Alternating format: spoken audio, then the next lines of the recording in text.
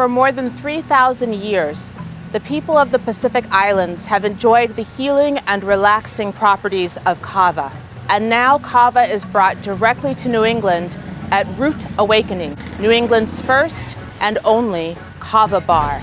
Join me today as I experience the relaxing, rejuvenating, health-fulfilling experience that is kava. I'm no longer in New England. I'm in the South Pacific.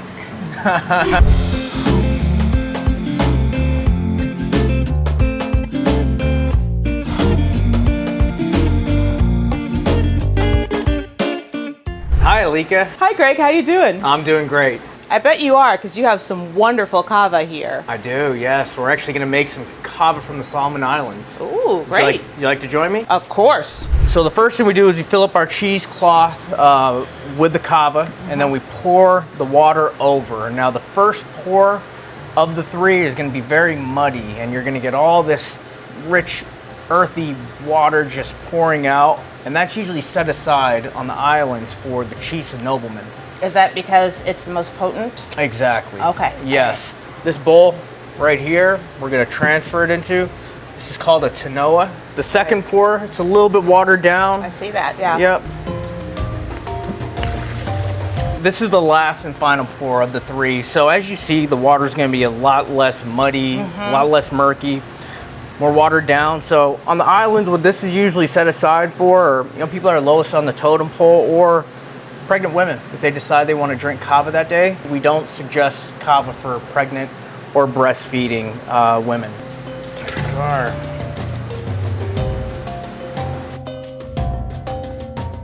All right, so here's the finished product.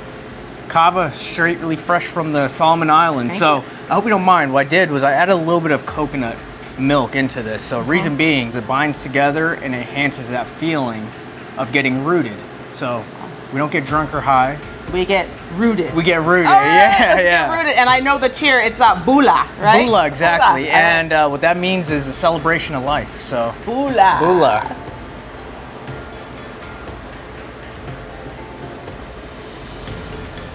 Greg, I'm no longer in New England. I'm in the South Pacific.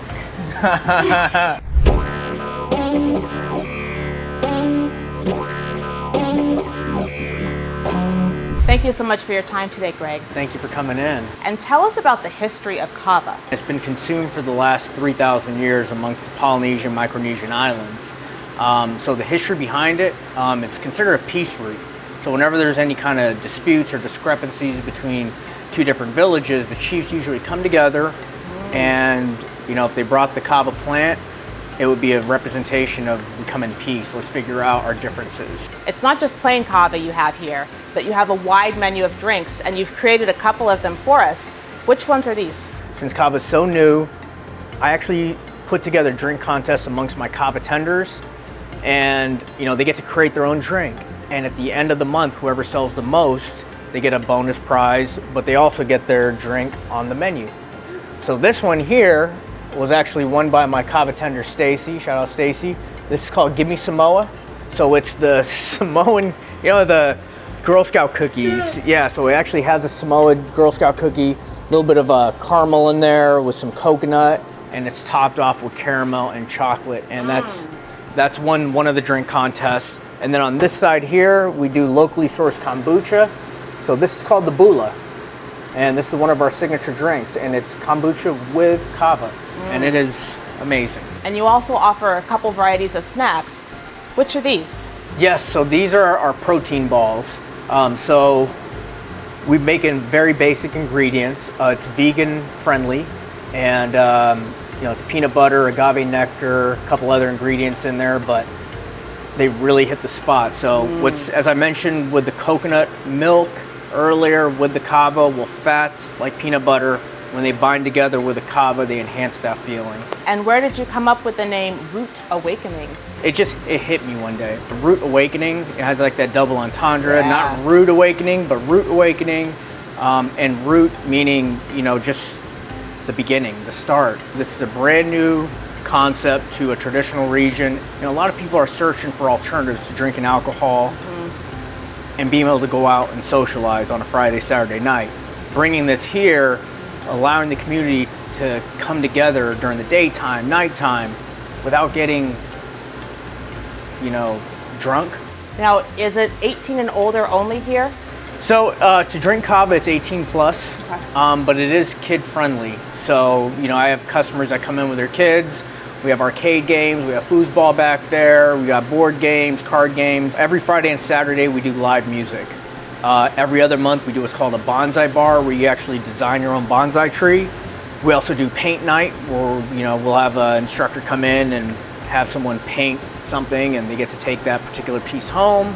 And then at the end of the month we do open mic night. And once the music community kind of figures out a place that embraces that local talent, they all kind of come together and network. So that's what Rude Awakening's kind of turned into.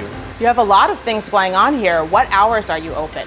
12 to 12, Monday All right. through Friday, and then Friday and Saturday is 12 to 1 a.m. Thank you for your time again today, Greg, and thank you for giving me my Root Awakening. Thank you. Thank you for coming in.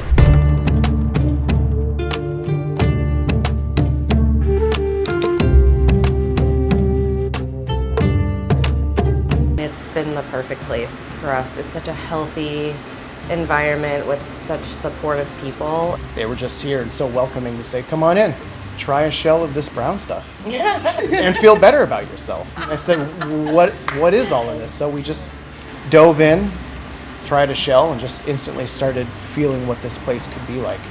Thanks to Greg and the rest of the team here at Root Awakening, I now have the education and the experience to enjoy the world of Kava.